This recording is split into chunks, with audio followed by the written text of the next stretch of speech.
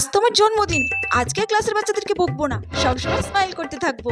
ক্লাসের বাচ্চারা কত সুন্দর সাজিয়েছে, ওরা আমাকে এত ভালোবাসে আর আমি শুধু শুধু ওদেরকে বকি। আজকে ইচ্ছে করে আমি এত বড় ব্যাগ নিয়ে এসেছি, আজকে কেউ না কেউ তো আমাকে কিছু না কিছু গিফট দেবে। এই তো আমি এখন অফিস রুমে যাবো আর টিচাররা আমার কাছে পার্টি চাইবে।